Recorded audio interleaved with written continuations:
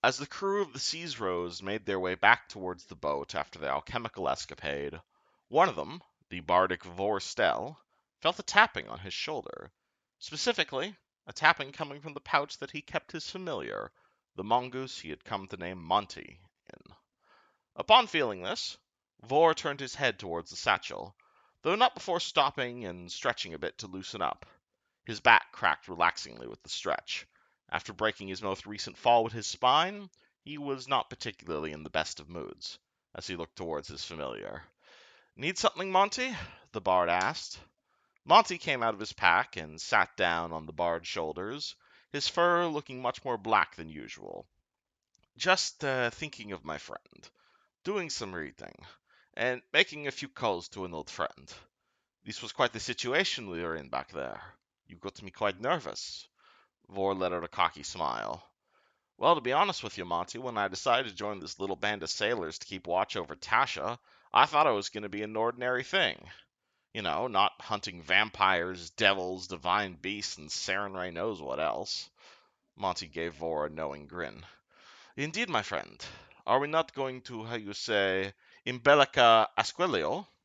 Or are we going to be sticking around with these sailor types for a while? Vor looked at his companion and tried his best to reassure him. They're good people, Monty. They're different, to say the least, but I still think they're good nonetheless. So we'll be sticking with them for a while. Plus, we still have a few names to cross off our little list here. Vor then proceeded to pull out the leather notebook that looked to be old and flip through the pages. Monty seemed to pay little attention to what Vor said, however. Yeah, the mongoose sighed. I have had less than enjoyable experiences with these adventurer types before. You're not the first person to throw me without regard for my own sanity. Though I do like this ship. He's nice. Vor continued to look through his old notebook. Well, in my defense, he began, I honestly didn't think that Tasha lass would leap in the window out of the demon we fought, like we did back in the Void Chaser estate. You remember that one, Monty? The big slave smuggling and selling ring we crashed? The mongoose cracked another smile. Yes, yes, the one with the mages who turned ethereal, and the one you collected the bounty on when the second one got away. Vor sighed in the air. It certainly hadn't been intentional on his part. The two of them had been quite skilled wizards, and while he had snagged the body of the primary mage, the second one took a few poisoned arrows but had managed to teleport away. If he ever found her again, he fully intended to finish the job. But until that, the idea still lingered in his mind, and Monty's taunting did not help in the matter. You'd be surprised at what I've seen people survive, my friend. You survived a town burning down on you. Twice. And I once had a friend who drank a gallon of what is you call the whimsical grog every week. Vor opened his mouth for a rebuttal against his cocky familiar, but stopped himself when he caught sight of his pet. Monty wasn't looking at him. Vor followed his vision, and found the mongoose was looking directly ahead of them, towards the captain of the ship that the two of them had most recently joined. The tiefling called himself Leviticus, and Monty appeared to be almost studying him. Vor turned back towards the mongoose on his shoulder. Hey, Monty, he asked, concern suddenly abundant in his voice. You seem to be staring awfully hard at Mr. Cutlass up there. Something catch your eye about him? Monty simply narrowed his eyes at the tiefling. I do not know. The mongoose jumped on top of Vor's head to get a better look at Leviticus, before looking down at Vor. Don't you think he looks like you? Vor's eyebrows crossed. No? What makes you think that? Well, he looks like someone that I used to serve, or maybe someone that they know. I have no memory of him, but it feels like I do. Uh, maybe it's just the other Monty's talking. Vor's face grew with even more confusion as he looked up at the mongoose, who seemed to drop down to his shoulder again to avoid embarrassment. Other Montys? Vor asked curiously. Monty looked back at Vor with embarrassment upon his face. He should not have said that. Would you mind explaining that comment, or Monty facepalmed.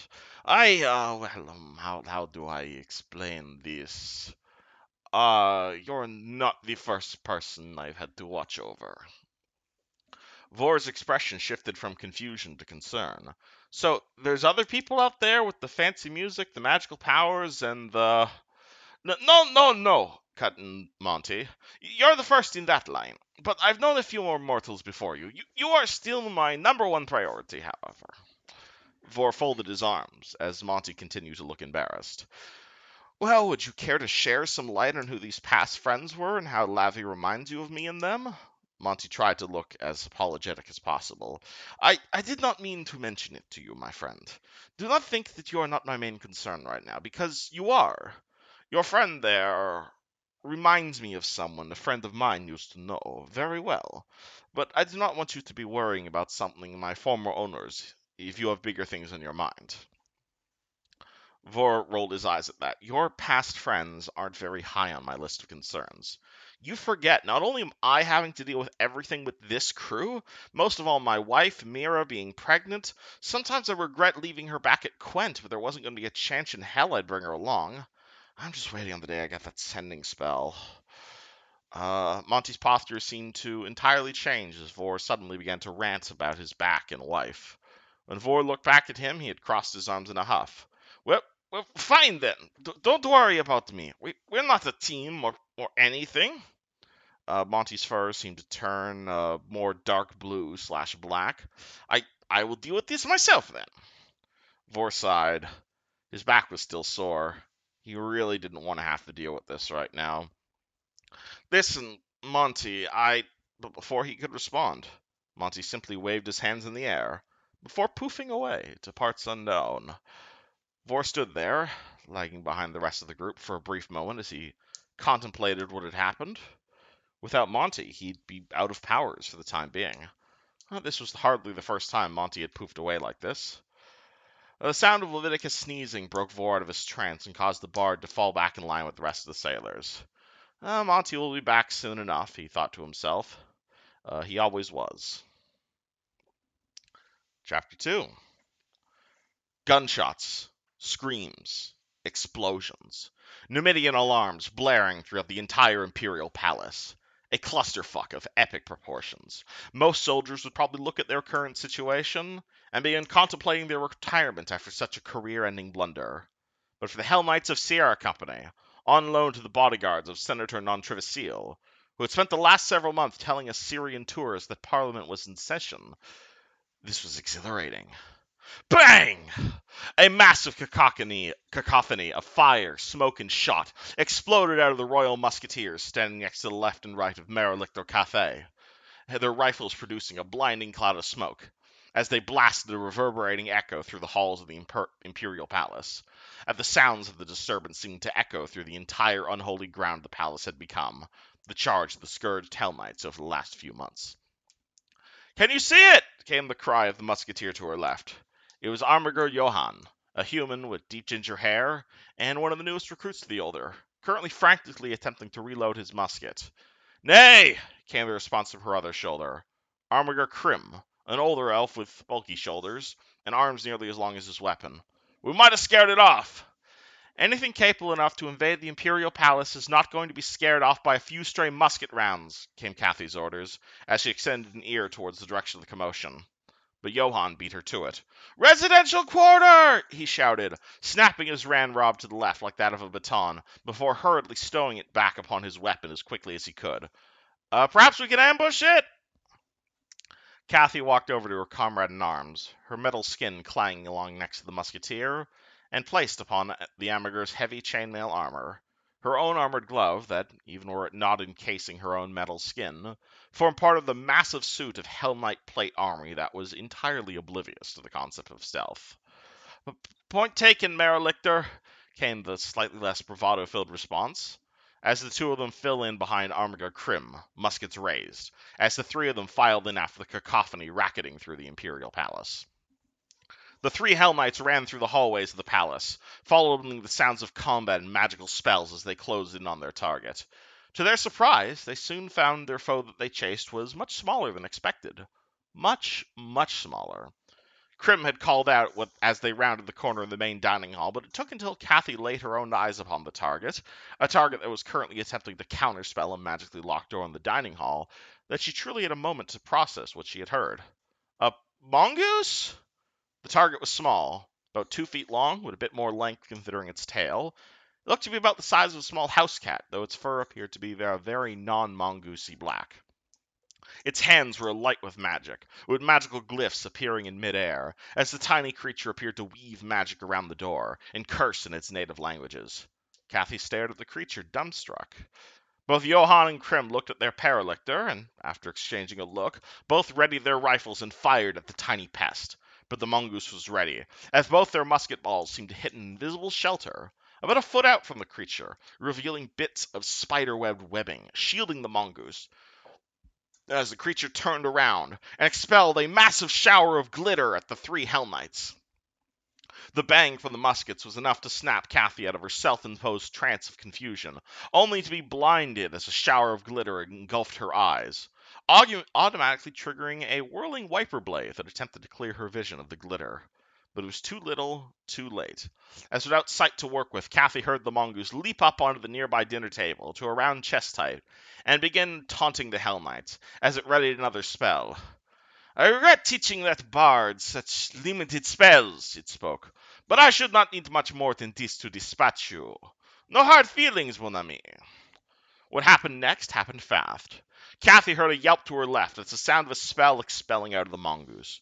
She smelt the telltale smell of acid burning through metal, but yet felt no pain herself. Idiot human! Came the reply from the mongoose, as it let out another blast of acid, accompanied by a scream. This time the smell was not of metal, but of burning flesh. As her wipers cleared the last of the dust from her eyes, Kathy felt the smelt of acid and flesh fall to the floor. Looking down, she saw Armiger Johann, face down on the floor, an acidic hole burned through his chest, inside of which stood the mongoose, looking cocky as ever.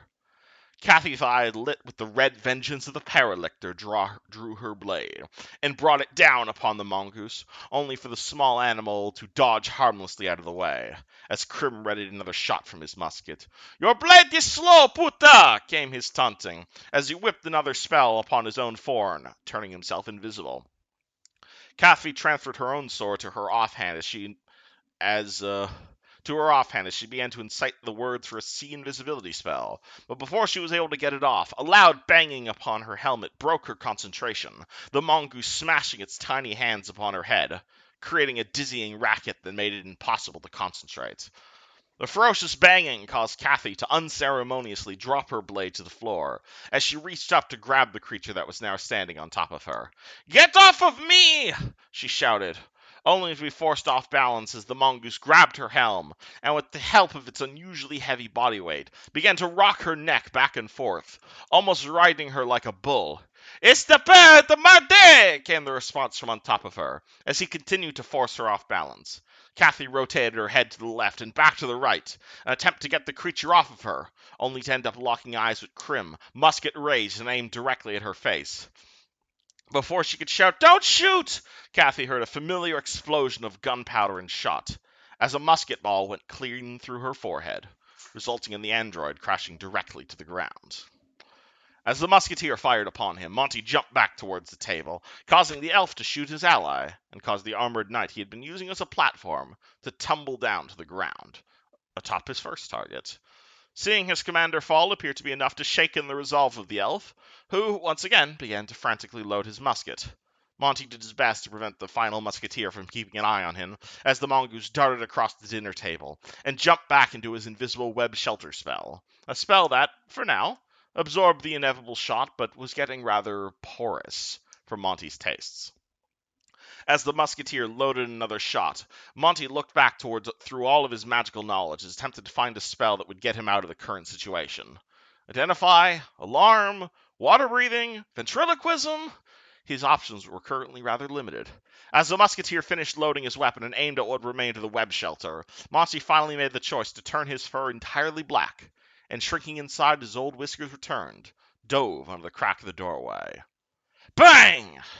The flint of Krim's rifle impacted with the tray of gunpowder, firing a musket ball that absolutely destroyed what remained of the spiderweb shelter that the mongoose was hiding in. Probably. It also produced even more smoke. enough to prevent even his keen elven eyes from seeing more than 5 feet in front of him. With such low visibility, Krim didn't dare risk loading his rifle again. Rather, the elf drew his bayonet from his left pocket of his uniform jacket, affixed the blade to the end of the musket, and produced a makeshift spear. The elf advanced through the smoke, a weapon held in front of him, ready to thrust, but the smoke from the musket fire clouded his vision. He saw movement and stabbed forward, only to hit dust and echoes. The elf looked at the body below him, including his commander that he had shot accidentally, and attempted to step over the body with the utmost care. By the time that Krim looked up, however, his eyes landed squarely upon the longsword, which had suddenly manifested itself directly in front of him. The smoke of the musket still obscured its wielder, but Krim was still able to make out the basic shape of a female humanoid, with tight, form-fitting black leather armor, with a jet-black cat sitting upon her shoulder, a cat that looked remarkably familiar. Krim attempted to put his rifle up to parry the blade nearest his face, but his assailant thrust forward, causing the elf to stumble backwards, and nearly trip over his commander, still laying upon the ground. The woman with the sword surged forward as Krim moved his weapon to intercept her blade. Success! The woman's blade clanged against the wrought iron barrel of his musket. Krim continued to stumble backwards, but this parry gave him a renewed vigor. He grasped his musket in both hands, stood up and locked eyes with the new threat, and promptly fell over as a piercing, searing pain impaled him from behind. This final thrust was enough to overpower his already exhausted body, and Krim slumped down to the floor. The last thing he heard, a mocking laugh from behind him. Ching! Slash! Ping! Kathy opened her eyes to the sound of metal striking on metal. She lay on the ground, the lifeless bodies of both Krim and Johann laying atop around her, her ocular display awash with damage reports, error messages, and the blurry movement of dueling swashbucklers around her. With a grunt of effort, Kathy attempted to push the corpse of Krim off of her, and with a surge of nanite-filled energy, accomplished this task. Taking a look at her former companion, Kathy saw that Armiger Krim's armor appeared to have been slashed and burnt with a magical fire. Seconds later, Kathy was able to compute the source of this wound. A rapier made of pure fire, currently impaling a dark-skinned, leather-armored girl in the chest. The wielder of the flaming rapier had a deep red skin, even more than a standard tiefling. He had brown boots, gray suit pants, and the coat adornments of a Chilaxian admiral. His strong, almost claw-like grip upon his blade was contrasted by his other hand, in which he held onto the body of a small black cat with the utmost gentleness, even as it clawed at him furiously. Withdrawing his flaming rapier from the dark-skinned woman as she crumpled to the floor, the tiefling turned towards Cathay, as the Hell Knight stared blankly back at him, as she furiously searched her mental logs to determine who this newcomer was. It took her but a second to find his name, but the tiefling certainly frowned as he noticed the uncharacteristic pause from his hired help. High Admiral Sithorn on Trivisiel, Cathy spoke, deeply bowing towards the son of the woman she had been hired to protect. Cathy felt Sithor's eyes fall upon her, but perhaps thankfully, the High Admiral's recent duel appeared to have made him more amenable. With a flourish, Sithor extinguished his blade, and placed it upon her shoulder with a serene, gentlemanly grace. "Rise, Knight of Hell," he commanded, as Cathy stood to her feet, her eyes level with that of Sithor. For a moment, the two of them paused, Cathy unsure of how to respond, until the groaning from the leather-clad lady on the ground signaled to the Hell Knight that perhaps she ought to move to secure the room that her liege's heir currently stood inside of. Moving to secure," Cathy said, withdrawing a pair of handcuffs from her belt, and quickly moving to cuff the woman laying on the ground. "A fine idea," spoke Thithor, his voice equally appreciative and condescending, still holding the struggling cat in his hand, now dangling it by its tail as it screamed in pain. "Any idea who our friend is, Marilector?" Cathy pulled the arms and legs of the woman behind her back, and began securing her arms with handcuffs and her legs with a set of fetters. "No, sir," she responded, with an official tone as she could muster. "We heard magic, and then we moved from the main hallway to the residential quarter as quickly as we could, before we cornered it in the dining room. We located the target. It appeared to be some sort of mongoose, but not before I was knocked to the ground. We sustained heavy casualties attempting to. You sustained acceptable losses before I had to swoop in and save the day. I know, spoke Sithor, cutting into her report. Still doesn't explain who this little bugger is, though. Sithor held the cat up with one hand, and with the other withdrew a wand from his coat pocket. Kathy heard the High Admiral speak a magic word, and suddenly let out a laughter of terrifying joy as the cat he was holding slowly morphed back into being a mongoose. Merde, came the response. Kathy finished binding the captive as Sithor aiming the wand at the mongoose he now held much more tightly. Who are you? What are you doing here? And what do you want with my cousin? Cousin?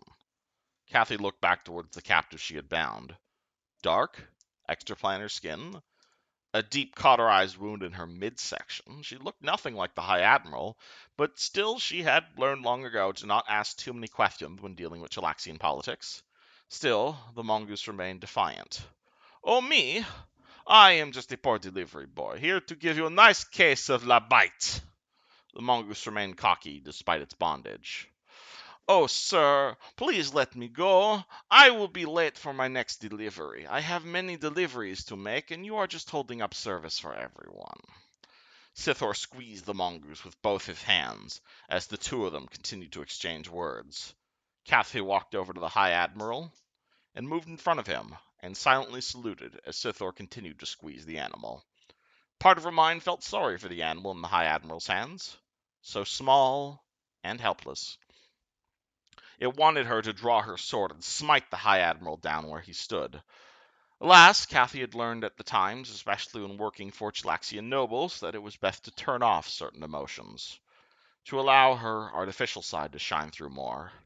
It wasn't pleasant, purely practical, or at least that's how she justified it to herself.